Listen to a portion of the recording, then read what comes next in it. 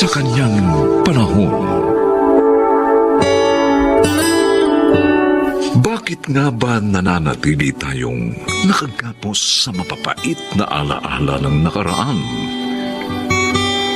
Mga kaibigan, pakinggan po natin ang naging karanasan ni Teresa sa ating dunang sa kanyang panahon.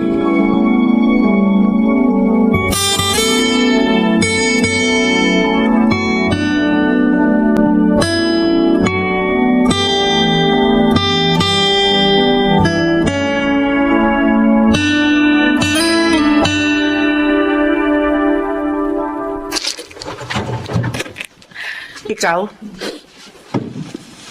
Bakit ka narito? Anong kailangan mo? Kailangan po namin ng anak ko ng lugar na matitira. Naisip ko pong mas magiging ligtas kami rito. Alam mo kung gaano kitang kinamumuhian, Diana. Inay, nagmamakaawa na po ako. Para na lang po sa inyong apo. Apo? Sinong apo ang sinasabi mo? Si Luke.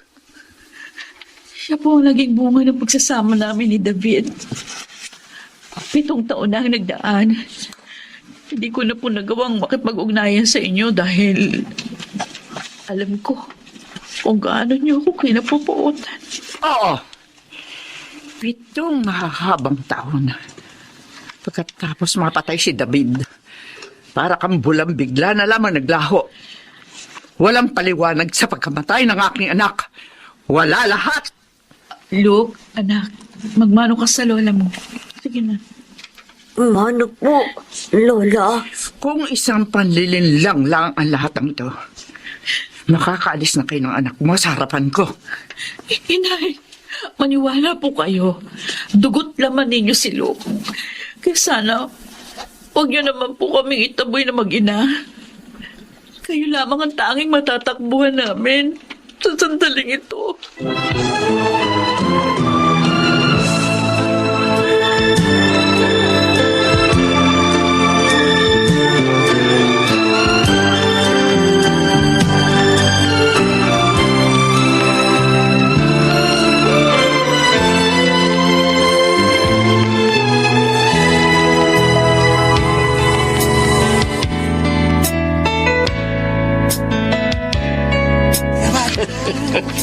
Akalain mo yun?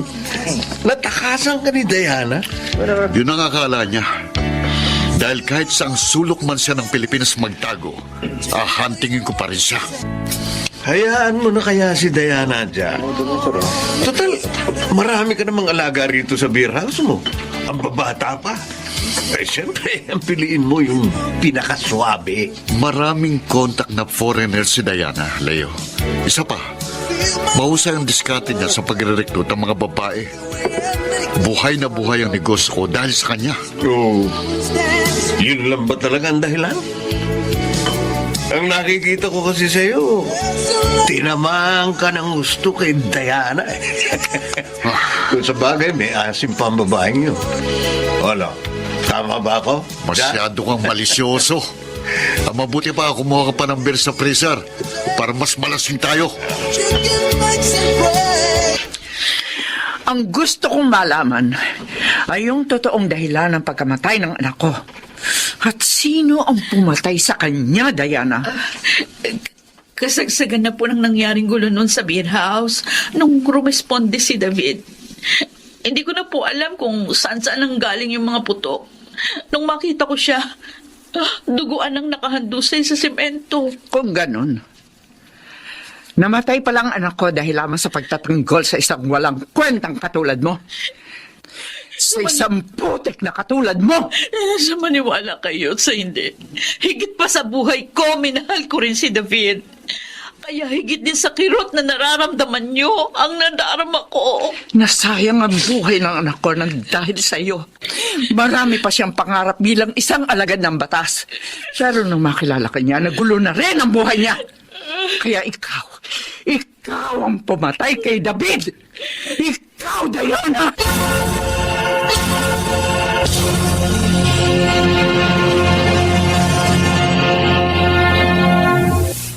Luke? Oh, gabi na. Bakit hindi ka pa natutulog sa kwarto mo? Di ba po kasi ako naantok? Tita Ani. Teka, umiyak ka ba? Oh, bakit? Si Lola Teresa po kasi. Lagi po niya kaming pinagtatabuyan ni Mama. Bakit galit na galit po sa amin si Lola, Tita? Hindi naman siguro. Maaring dala na lang ng katandaan niya. Kasi alam mo, marami na rin siyang iniisip. Kaya madaling uminit ang ulo ng lola mo. Sana po, bumait na siya sa amin ni Mama. Kasi wala naman po talaga kaming pupuntahan ni Mama eh. Ay, siya gusto ko na rin po dito. Kasi mabait ka naman po sa akin, Tita Ani. Mabait din ang Lola Teresa mo, Luke. Hayaan mo, mapapatunayan mo rin yon sa pagdaan ng mga araw. Sa ngayon, maaring meron lang siyang pinagdadaanan, ha?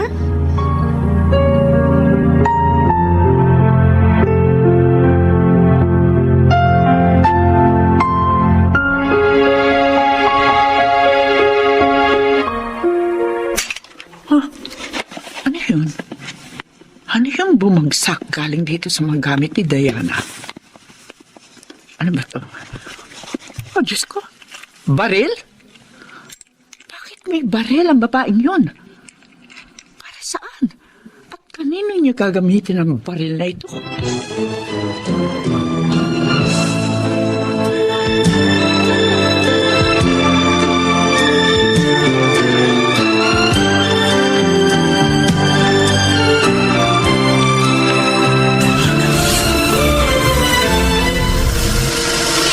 Hoy, Jack! Saan ka pupunta? Alam ko na kung saan matatagpuan si Diana, Leo. Anak ba, talagang hindi mo tatantanan si Diana, ha? Mahalagang oras ko. Saan na tayo mag-usap? Teka, sasama ako. Hindi na kailangan. Ang bantayan mo yung mga babaeng pasaway sa kasa. Sige na, alis na ako. Teka, uy! Yung baring mo na yun mo sa akin, oh! Jack!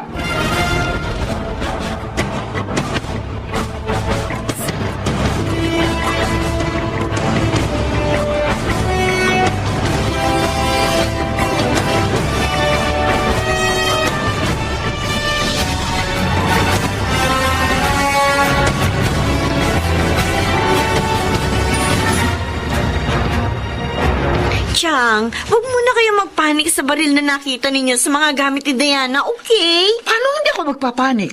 Baril yun. Pero wala na yun ngayon sa pinagtataguan niya. Anong malay naman natin kung sira pala yung baril na yon at hindi naman pala pumuputo? May mga balang nakabalot sa banyo. Nakita ko rin sa mga gamit niya ang pinanggalingan ng baril. Kanino niya balak gamitin yon? Sa akin? Bilang paghihiganti sa paninisi ko sa kanya sa pagkamatay ni David. Yun ang totoong motibo niya kung bakit siya nagbalik dito, Ani.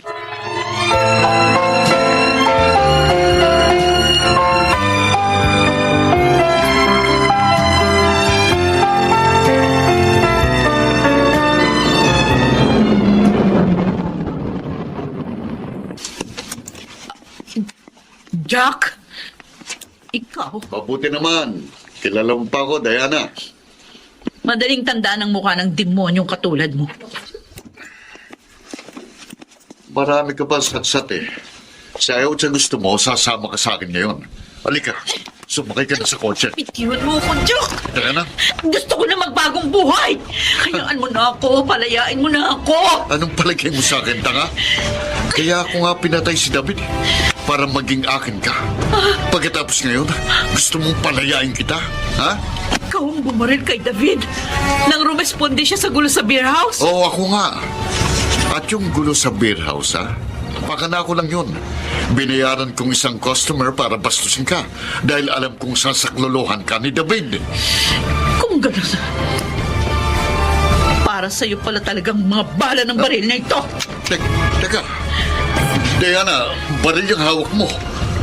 Alam mo, masamang maglaro ng baril. Hindi Ang totoo, uubusin ko ang lahat ng mga bala nito sa ulo mo ngayon, Jack. Diana. Katarungan para sa pagpatay mo kay David. Sandali. Katarungan para sa pambubusamos mo sa pagkatao ko!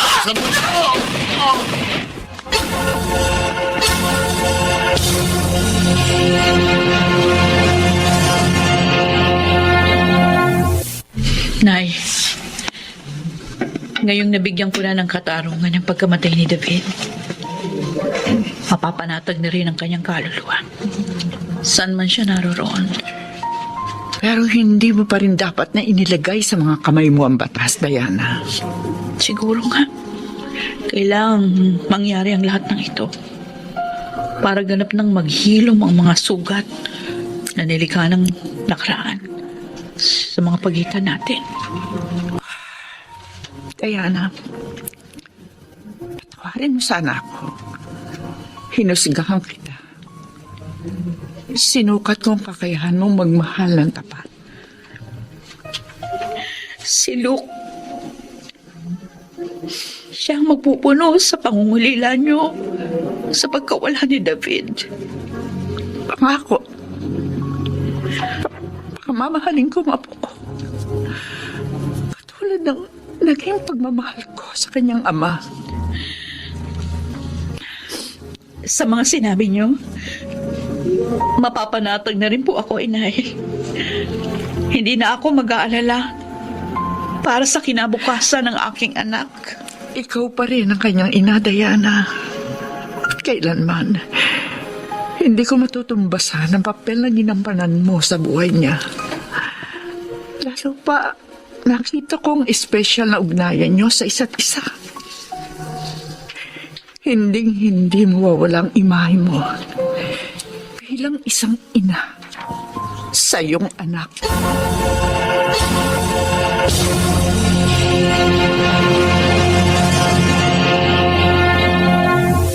Sa kanyang panahon, may mga inang inilalagay sa isang tabi ang kapakanan ng mga anak dahil sa pansariling kaligayahan.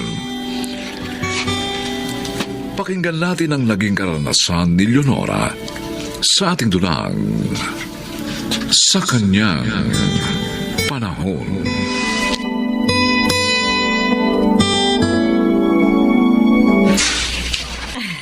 Nagustuhan mo ba ang luto ko, Emilio? Oo naman, mahal. Ang sarap. Pero siyempre, ikaw ang gusto ko. Oh, ikaw talaga. Lagi mo na lang akong binubola. Totoo ang sinasabi ko, Leonora. Gusto ko nga sana magsama na tayong dalawa. Para dito ka na lang titira sa bahay ko. At kahit anong oras, pwede kitang lambingin. Ikaw talaga. Gusto mo nang magsama na tayo? Oo, sabi mahal. Kaya kunin mo ng lahat ng mga gamit mo sa inyo. Dito ka na sa piling ko. Kaya lang, ang bunso kong anak baka hindi siya sumama sa akin. Hindi, iwan mo na lang siya kay Aling Tendeng. Kasi hindi ko naman siya kayang buhayin. Ikaw lang ang kaya ko.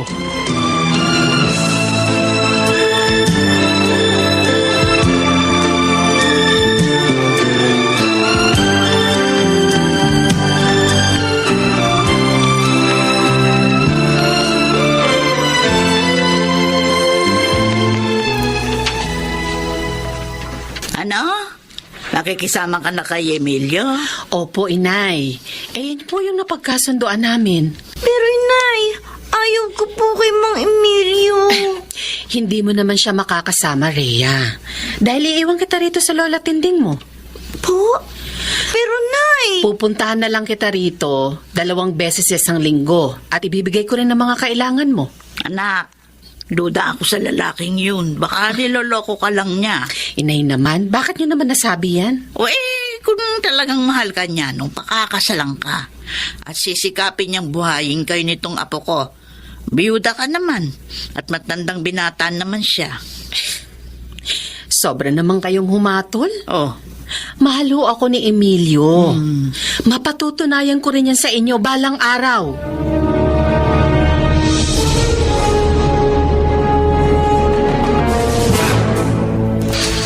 Nakukunin mo itong mga dala kong groceria at bigas, Rhea.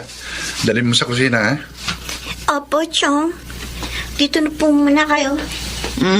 Salamat sa mga dala mo, Pipito. Alam mo ko, Nay, na iniwan na po sa inyo ni Leonora si Rhea. Ay, oo, anak. At tanging ang maliit na tindahan ko lang ang inaasahan namin ng pamangkin mo. Noong una, nakakapagbigay para kay Rhea ang bunso mong kapatid. Pero nitong mga nakaraang linggo nagkukulang na. Baka ho siya na ang bumubuhay sa kinakasama niya. Babae yun talaga, oh. Matanda na. Pabigla-bigla pa ng pasya. Ang iniisip ko ngayon, paano yung pag-aaral ng pamangkin mo? Kapag nagtagal pa ng pakikisama sa lalaking yung si Leonora.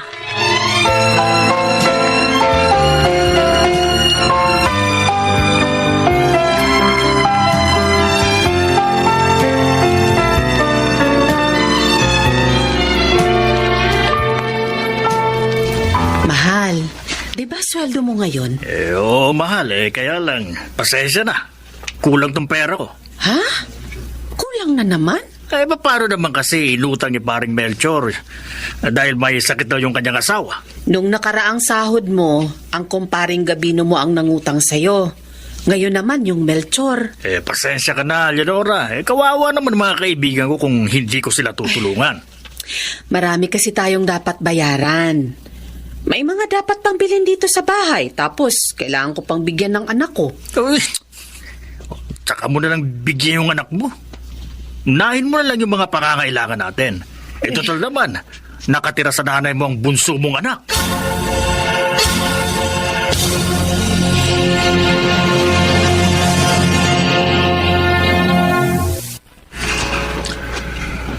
Mabuti naman. Nagpunta ka rito sa bahay ko, Leonora. Sabi mo kasi nang tawagan mo ako sa cellphone ko, may mahalaga kang sasabihin sa akin. Ano ba yun, kuya? Hindi naman sa pinakikialaman kita sa pakikisama mo doon sa Emilio na yon, ano? Ha? Pero, ikaw nagkukulang ka na ng obligasyon mo kay Rhea. Hindi bali yung pangalan mong si Ramil. May asawa na yun at maayos na trabaho. Pero si Rhea, bata pa. High school pa lang. At talagang kailangan pa ng gabay at suporta mo. Kasi kuya, Dati, ano 2 beses 1 linggo, nasasamahan mo siya kina inay. Nagbibigay ka rin ng para sa mga pangangailangan niya. Ngayon, lahat ng yun, wala na. Kasi kapos kasi kami ngayon, kuya dahil nagkasakit si Emilio. Isipin mo rin sana ang kapakanan ng pamangking ko, Leonora. At hindi ang pansarili mo lang. Kailangan ka ng anak mo. Alalahanin mo, matanda na ang magulang natin. Kuya. At hindi na niya kaya na balikatin pa ang obligasyon mo sa iyong anak.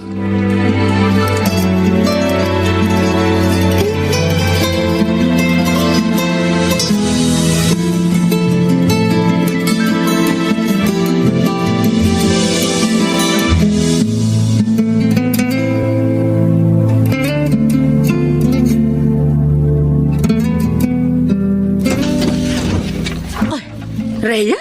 Nay, Ay, bakit ka narito? kasi po kailangan ko na pong magbayad sa librong bibiling ko para sa isa ko pong subject. Hindi naman kayo nagpupunta sa bahay Kaya sabi ko kay Lola, ako na lang pupunta dito. Ay, nako. Anak, pasensya na ha. Wala akong pera ngayon Pero Nay, ako na lang pong walang libro sa amin.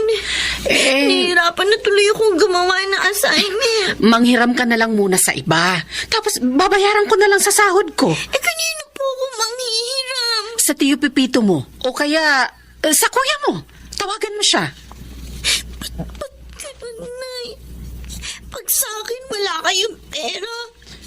Pero pag kay Mang Emilio, meron. Hindi na po ba ako mahalaga sa inyo? Tumigil ka na nga. Sige na, sige na. May gagawin pa ako.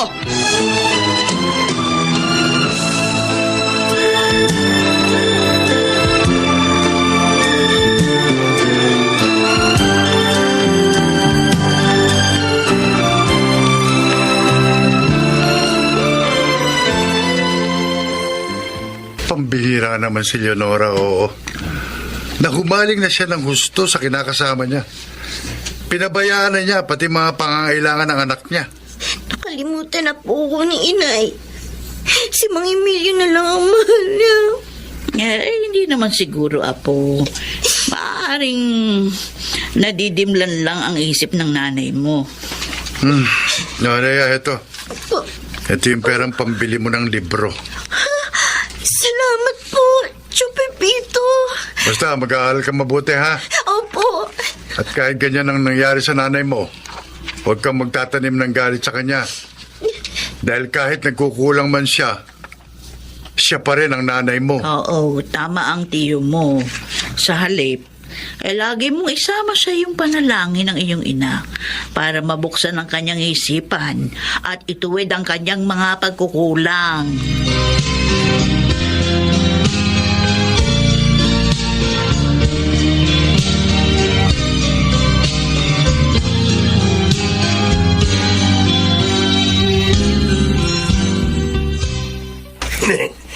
Bilib talaga ako sa iyo, paring Emilio.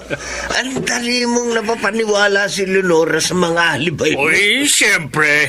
Ako pa. Magaling ako eh. Magaling magdahilan. Magaling pang magromansa.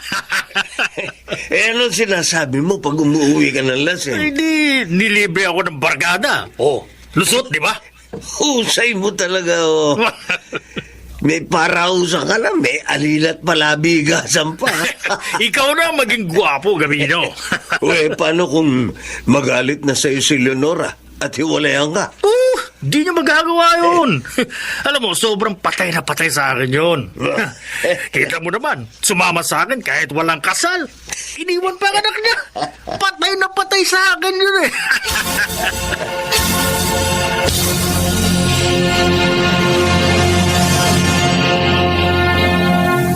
Right. Aray ko. Sakit ang ulo ko. May hangover na naman ako. Nasaan kaya si Leonora? Mahal! Mahal, pagtimpla mo ako ng kape. Mahal! Magtimpla ka mag-isa mo! Hoy! Bakit umagang umaga galit ka? Wala naman ako kasalanan sa'yo Manluloko! Bakit mo ako sinampal? Kulang pang kabayaran niya sa mga panloloko mo sa akin! Ano? Walang iya ka. Pati anak ko pinabayaan ko dahil sa pagmamahal ko sa'yo. Dahil akala ko mahal mo rin ako. Yung pala pinaibig mo lang ako para sa mga pangangailangan mo. Walang iya ka. Teka. Sino na naman nagsabi sa'yo ng kasinungalingang yan? Sabihin mo nga! Bubugbugin ko sa harap mo! Tigilan mo na yung pagsisinungaling mo! Sa bibig mo mismo narinig ko lahat kagabi! Ano? Habang nagiinuman kayo ni gabi na atiiban yung mga barkada! Doon sa tindahan ni Aling Gundeng! Leonora! Ang sama mo! Makasarili ka! At ako naman nagpakatanga sa'yo! Kaya pala kahit minsan hindi mo ako inalok ng kasal? Dahil hindi ka seryoso sa akin! Leonora, magpapaliwanag ako. Tama na! Ayoko na! Itutuwid ko na lang ang katangahan ko! Maghiwalay na tayo!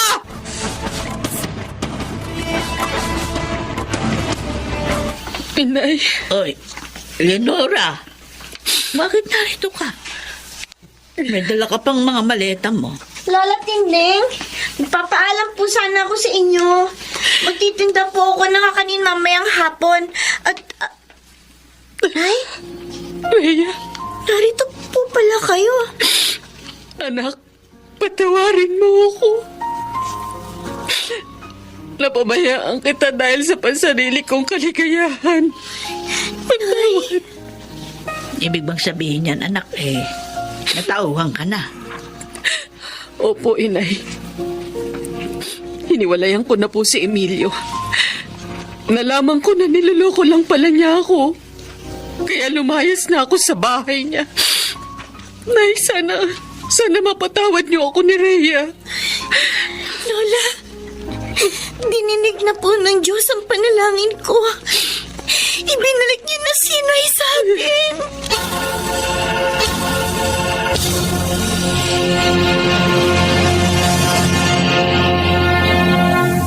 sa kanyang panahon.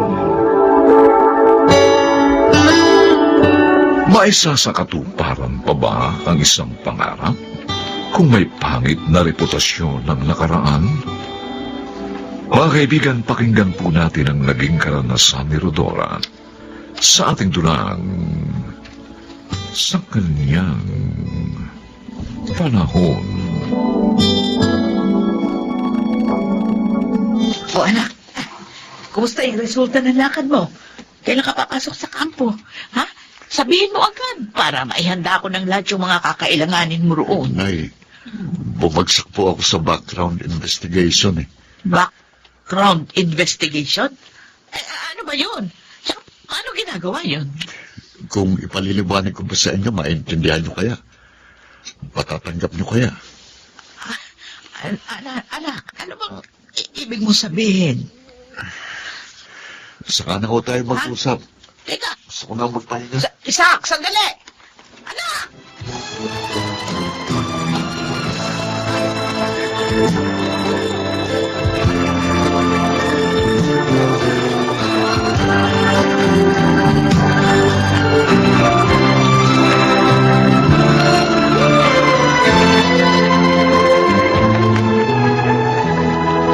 Ano nga ba?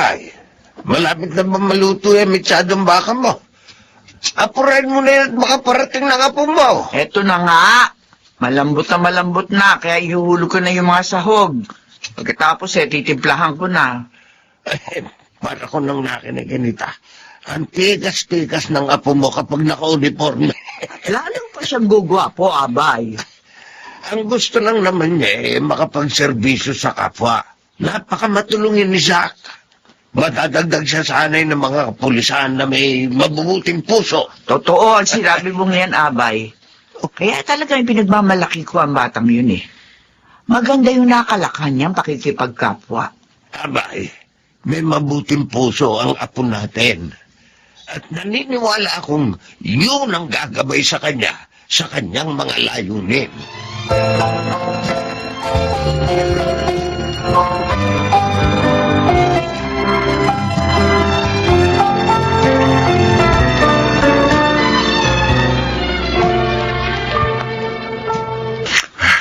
Mabuti ka pa.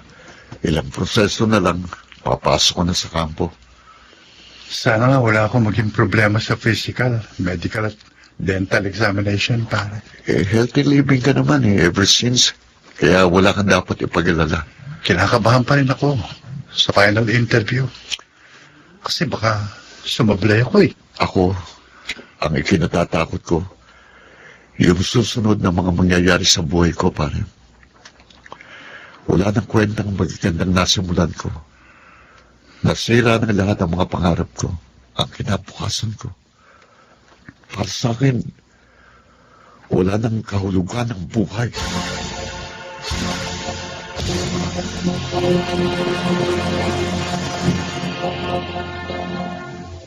Leroy, Aba, Aling Dora, kayo pala.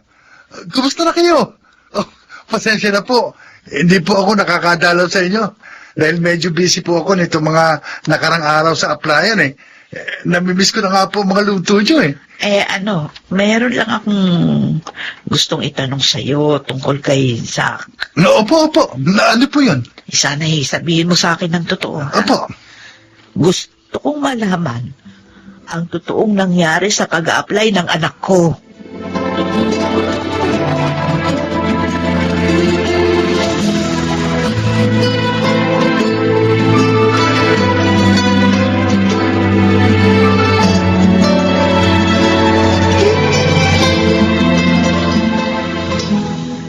Hi, Kuya! Tingnan mo, oh. Finally, nabili ko na ang best gift ever na ibibigay ko sa'yo sa oath-taking mo! Jarlan! Nagsaya ka lang ng pera, Jessie. Ah. Hindi mo na dapat binili ang stainless steel watch na yan. Oh, wait.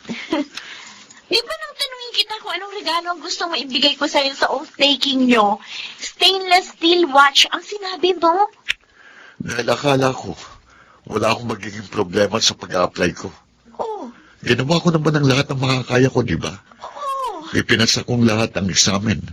Mula sa eligibility, physical agility test, lahat. Pero alam mo ba kung anong masakit na dahilan kung bakit hindi ako makakasama sa mga kabats kong mag-o-taken? Kuya, Alam mo ba, ha, Jessie?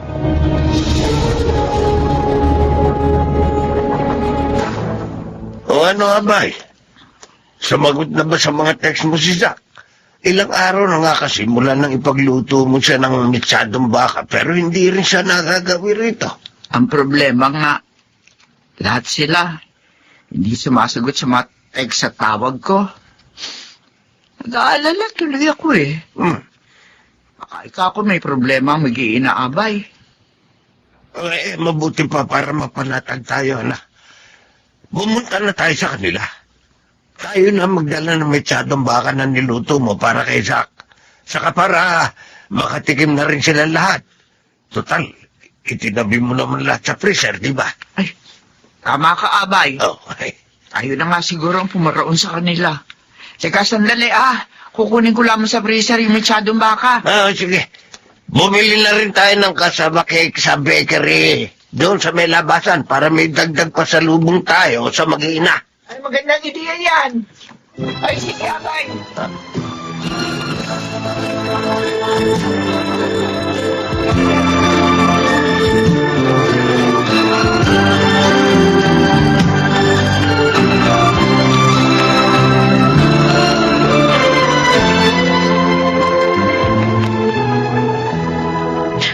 Zach, nakausap ko si Leroy. Ilang araw bago siya pumasok sa kampo. Sa katapusan ng o-taking nila, kasamang iba pa naming kabats. Sinabi niya sa akin ang tunay na dahilan kung bakit bumagsak ka sa background investigation. Sinabi sa inyo ni Leroy? Bakit ayaw mo akong sumbatan? Bakit ayaw mo ipamukha sa akin na kaya hindi ka natanggap sa pag-a-apply sa kapulisan dahil sa pagiging shoplifter ko noon? Bakit dinadaan mo sa pagsasawalang kibo? Ayaw mo akong kasuklaman dahil ako ang dahilan na kabiguan ng pangarap mo. Dahil hindi ko kayo kayang sumbatan, inay. Hindi ko kayang saktan ang kalooban ng taong mula sa pagkabata ko. At kahit hanggang ngayon, puro kapakanan ko pa rin ang iniisip. Wala akong karapatang husgahan kayo. Dahil lamang sa naging hanap buhay niyo sa nakaraan. Pero ako, sinisisi ko ang sarili ko sa nangyaring ito. Kung hindi dahil sa aking pangit na nakaraan, sana nasa kampo ka na rin ngayon. Tulad ni Leroy. Nagmamatya ka na rin ngayon doon. Kasama niya.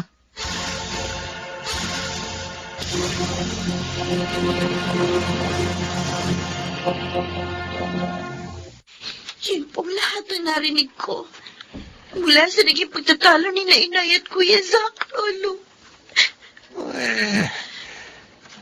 Pero sa mga nangyari, mas dapat lamang sila magkaunawaan. Kung kay Kuya Zach po, wala po ako nakikita problema, Lolo. Tanggap po niya na hindi na siya magiging isang pulis. Pero si Inay, masyado po niyang sinisisi ang kanyang sarili.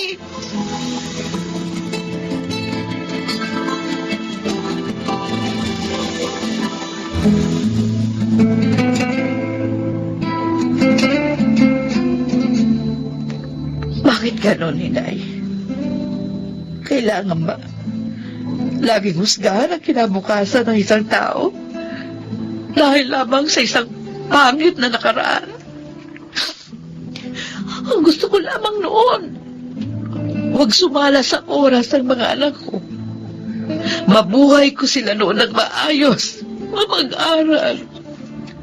Iba-iba ang pagtanggap ng kapwa natin sa mga bagay na ginagawa natin, anak. Hindi natin sila masisisi. Paniniwala nila yon. Pero ako, Day, kapag may nagtanong sa akin dito tungkol sa kapwa ko, puro kabutihan lang ang sasabihin ko. Hindi ako magsasalita ng hindi maganda para lang mahusgahan ang kanilang pagkatao. Dahil ayokong danasin nila ang pinagdadaanan naming mag-iina ngayon.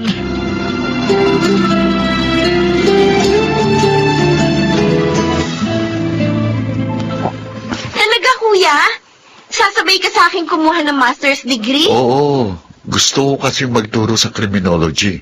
Total, isa rin yun sa mga option ko noong paman.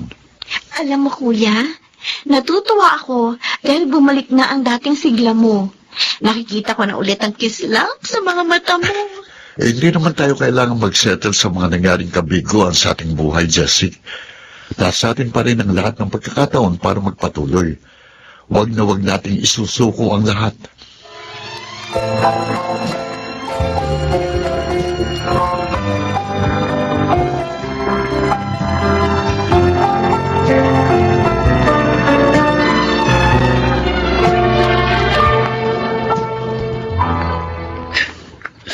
Nay, gabi na.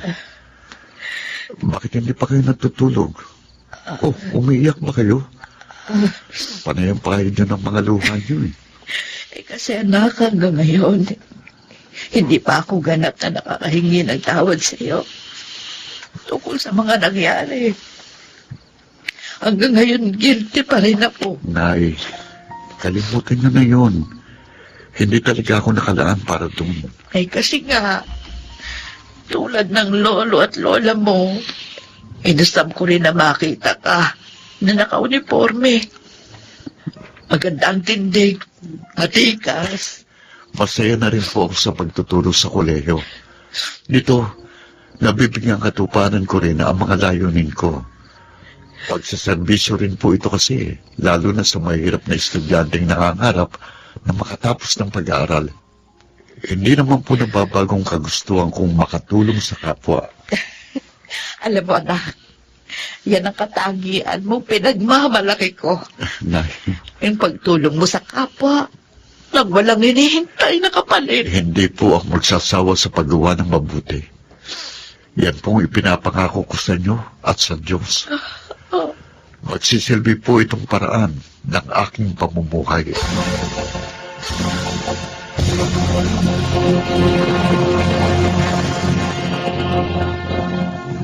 Sa kanyang panahon.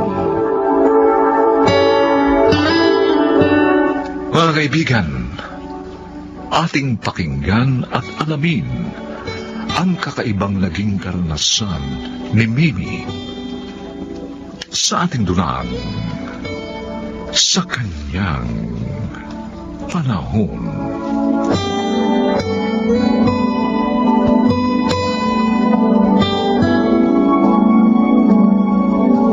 Thank you, Jake. Ang bait mo pala.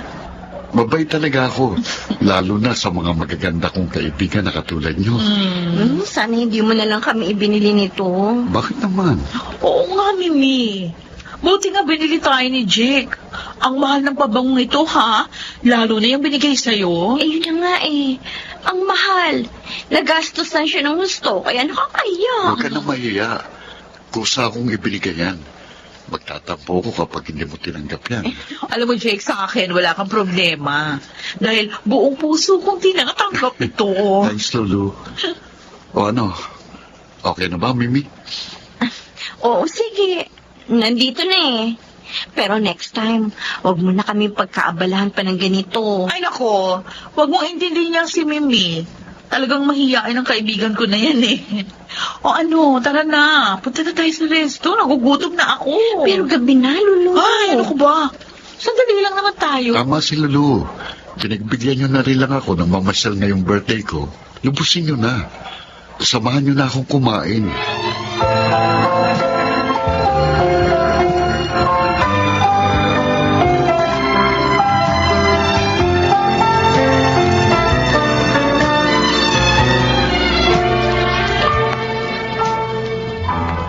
Kumain na ako, Pete. Pinakain kami ng may birthday na kaibigan ni Lulu. Ganun ba? Nintay pa naman kita. Sorry. Ayaw ko na nga sanang kumain eh. Kaya lang mapilit sina Lulu at Jake. Kailan, Jake? May kasama kayong lalaki? Siya yung may birthday na nag-blow out sa amin. Kanina ko lang siya nakilala. Okay. Binigyan pa nga niya kami ng pabango eh. Galante naman niya. Sabi ni Lulu sa akin, medyo matagal na niyang kakilala si Jake. At galing yan sa abroad.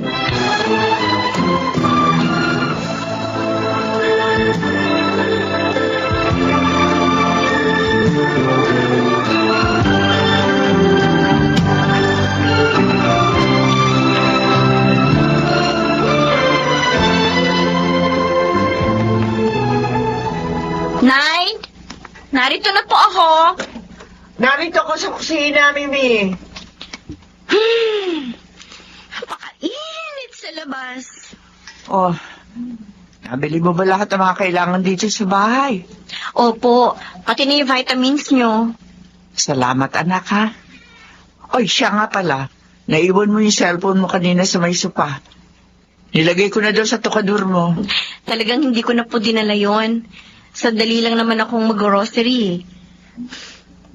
Abala lang yung cellphone na yan. Kung may tumawag sa akin at text naman sa akin, pwede ko naman sagutin yan pagdating ko. Ay, nabanggit mo yung tawag. Tumawag yung kaibigan mo si Lulu. Pinapaalala lang niya, lakad daw niyo mamaya. Naku, babae yun talaga. Ang kulit. Sinabi ko na nga hindi ako pwede dahil marami akong ginagawa dito. Nangungulit pa rin. Di ba dalawa yung anak niya? Oo.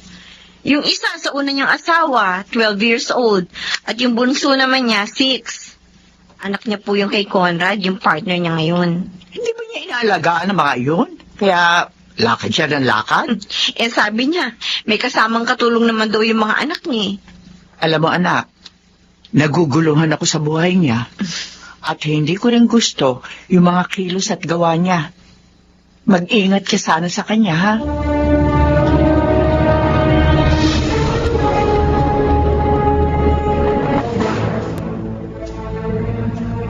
Talaga, Jay?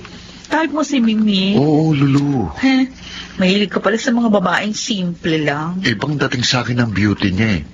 Kaya nga, nagpapatulong ako sa'yo na maging close sa kanya. Naku, baka mahirapan tayo. Ha? Sobrang loyal yun sa asawa. Homebody rin. Sige na naman. Tulungan mo na ako sa kaibigan mo. Ako naman ang bahala sa'yo.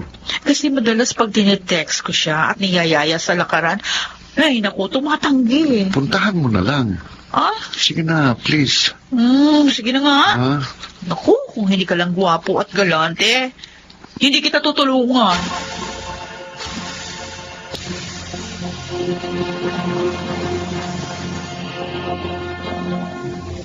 Bihis ka na naman, Lulu. Ah? Alis ka na naman. Oo, pupunta ako kay Mimi. Yayain ko siyang mamasyal. Lagi ka na lang namamasyal. Ano ba? Papawala lang na inip yun. Hindi mo na inaasikaso ang mga anak mo. Marami kang dapat gawin dito. Nako, dalawa ang katulong natin, ha? Kaya may gagawa ng lahat ng trabaho dito. Kahit na may tungkulin ka pa rin sa iyong mga anak bilang kanilang ina. Hey, tama na nga yan. Nagsiselos ka lang kaya ka ganyan eh. Alam mo, Conrad, wala akong ginagawang masama. Talaga, tiyan ka na nga. Sana nga wala kang ginagawang masama. Dahil hindi ako tulad nung una mong asawa. Hindi ko hahayaang gawin mo sa akin ang ginawa mo sa kanya.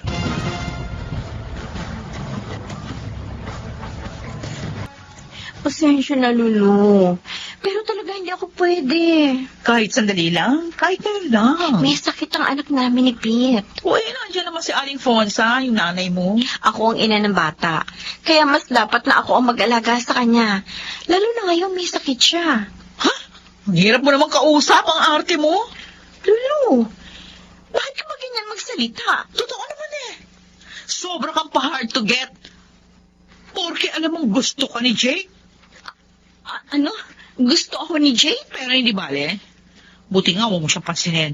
Para ako na lang ang pansinin niya ngayon. Ano? Gusto mo si Jake? Lulu, may relasyon pa kayo ni Conrad. Nagdagan mo lang ang pagkakasala mo. Wala ka na pakialam doon.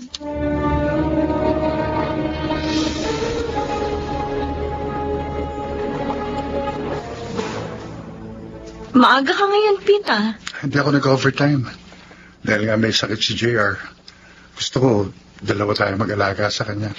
Salamat naman. Mas gusto ko nga kasama kita eh. Lalo na sa ganitong pagkakataon. Pero narinig ko ang pag-uusap niya ni Lulu. Ha? Narinig mo?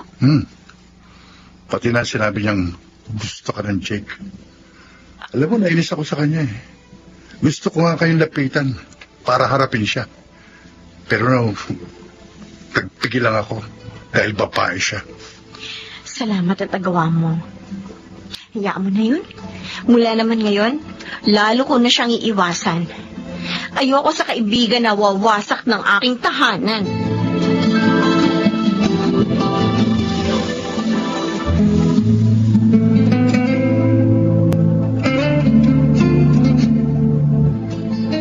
Out of town? Opo, Nanay Fonsa. Celebration po natin dahil na-promote po ako. Congratulations, Manugang. Salamat po. 4 days po tayo sa Baguio, Nay. Tiyak na matutuwa si Junior nyo. Nag-aayos na nga po siya ng mga damit niya eh.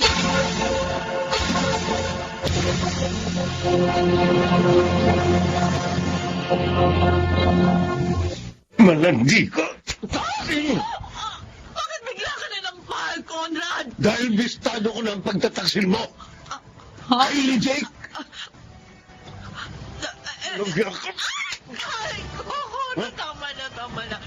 Alam mo na pala, o di magkanya-kanya na lang tayo ng buhay. Hindi sinasaktan mo pa ako ng ganito. Ayop ka. Niloko mo rin ako. Tulad ng ginawa mo dun sa una mong asawa. Pagbabayaran mo to, Lulu. Hindi ako papayag na hindi makaganti. Oh, Conrad, Mariana, wag, tawa ka sa akin. Wag mo akong patayin. Wag. Hindi kita magawang patayin. Bakit sa kabila ng ginawa mo? Mahal pa rin kita. Ano ba klaseng puso ito? Conrad, Pero hindi ko kayang tiisin. Ang sakit na ngayong panluloko. Hindi ko kaya. Conrad!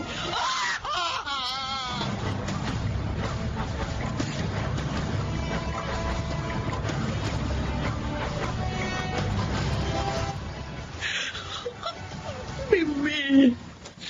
Sinabi sa akin ng kapatid mo ang nangyari. Kaya nalaman ko. Nakikiramay ako, Lulu. Kasalanan ko kaya nagpakamatay si Conrad. Napakasapa ko. At dahil doon, sinumpa ako ng aking pamilya. Iniwan din ako ng mga anak ko. Napakabigat sa dibdib. Mimi, mag-isa na ako ngayon. At kakasuhan din daw ako ng mga magulang ni Conrad. Naawa ako sa iyo, Lulu. Pero lahat yan ay bunga ng pagkakasala mo. Sana matatag mong harapin ang lahat. At magbago ka na. Para may ayos mo ang buhay mo. Sa mga natitira mo pang panahon dito sa mundo. Ihingi mo ng tawad sa Diyos ang lahat ng pagkakasala mo.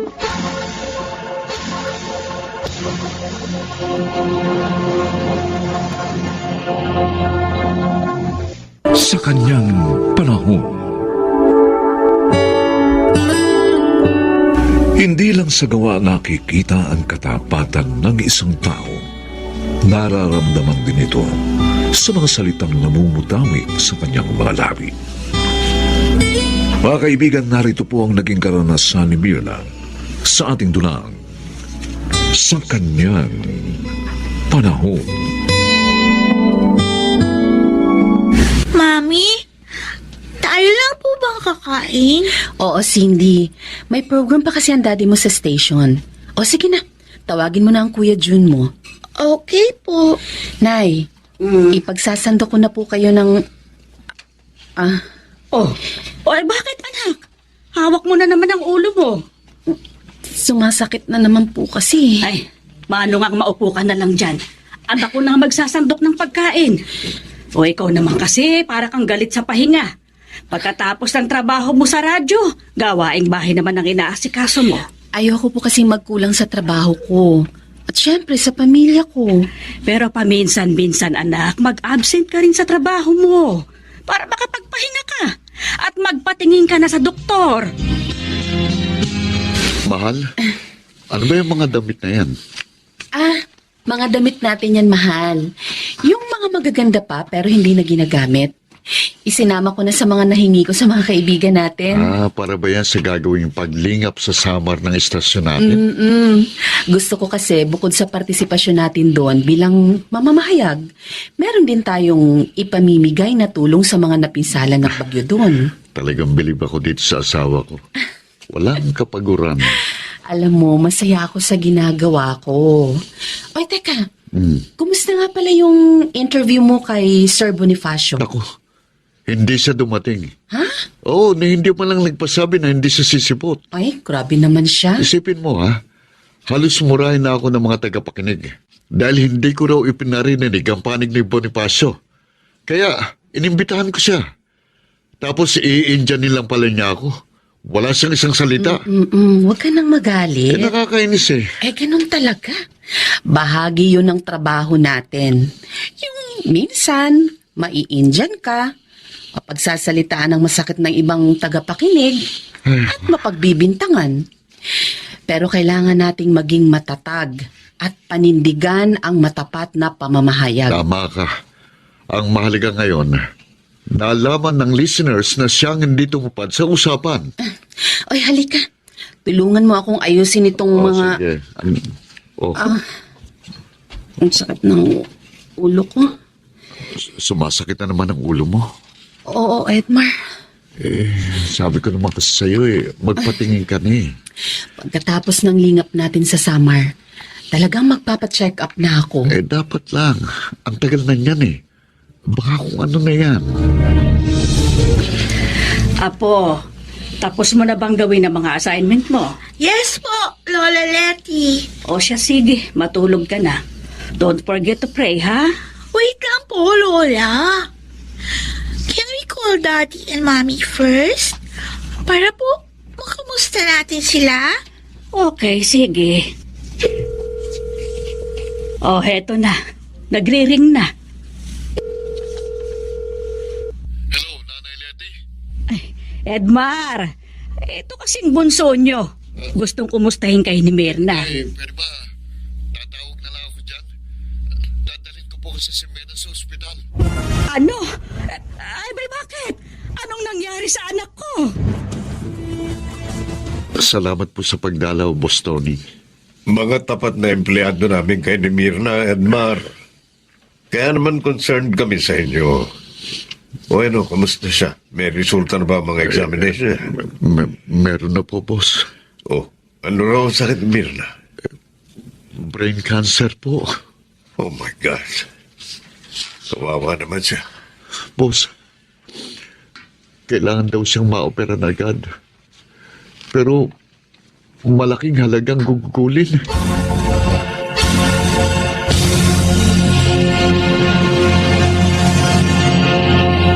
Good morning, boss. Mirna! Ba't narito ka? Okay ka na ba? Kaya na raw niya, boss eh. Kaya isinama ko na lang siya sa pagpasok ko. Baka sa akin pa magalit eh. Kaya ko naman talaga eh. Lalo lang ako manghihina kung naroon lang ako sa bahay. Iniinom ko naman ng mga gamot ko. Kaya lang, baka naman makasama sa iyong mapagod. Hindi po, boss. Don't worry. Mag-iingat ako. At saka, may tungkulin ako sa mga tagapakinig natin. Ay, kung sa bagay, ang dami nang listener lang naghahanap sa iyo. Tawag sila ng tawag dito. See? Kaya hayaan niyo na ako magprograma. May nag-text sa akin. Sandali lang, boss. Sasagutin ko lang ito. Oh, Ano, boss? Payag na ba kayo?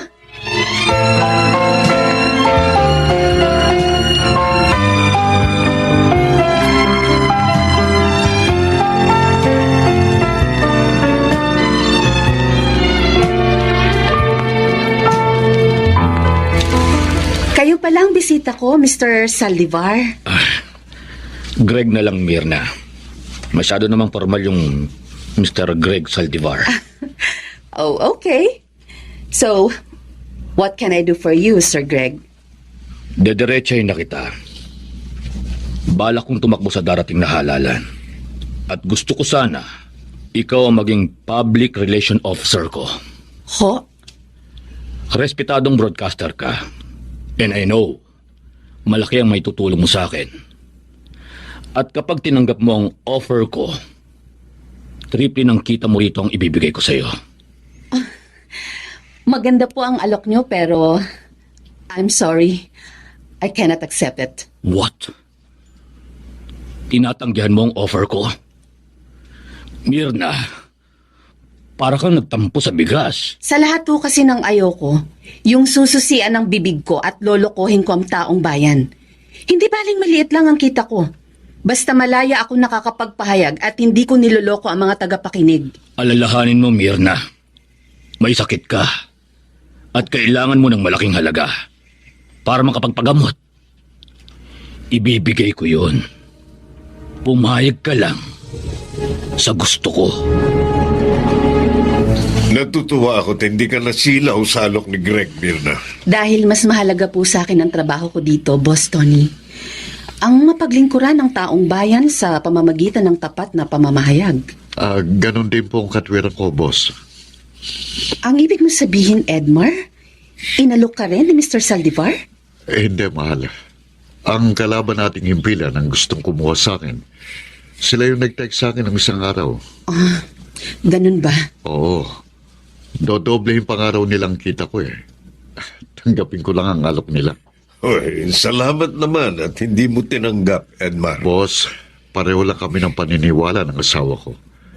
Hindi baling maliit ang kita, basta't nabubuhay naman ng malaya at nakapaglilingkod ng tapat sa taong bayan. Mapalad ang himpilang ito sa pagkakaroon ng mga mamamahayag na tulad ninyong mag-asawa. Sana'y dumami pa ang mga gaya ninyo.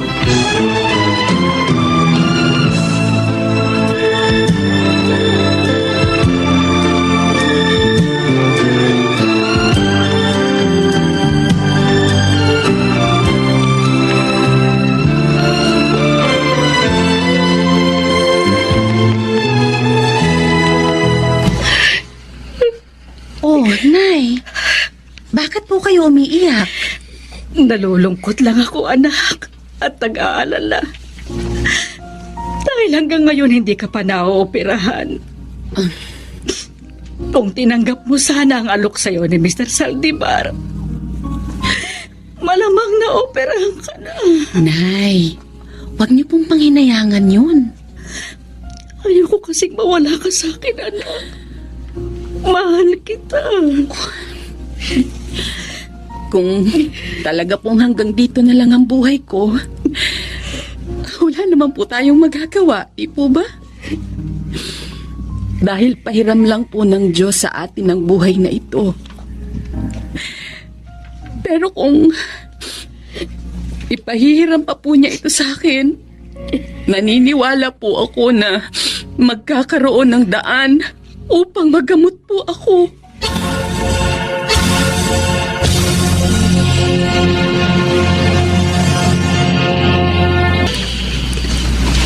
Boss Tony, tawag niyo raw po kami. Oo, Edmar. Mirna, dahil may magandang balita ako sa inyo. Magandang balita ho? Ano po yun, boss? Nakita ng pamunuan ng himpilan ang katapatan ninyong mag-asawa sa inyong trabaho. Lalo ka na, Mirna. Pagka-graduate mo pa lang ng college, dito ka na agad napunta. At kahit may mga alok na dumating sa iyo, mas pinahalagahan mo ang trabaho mo rito.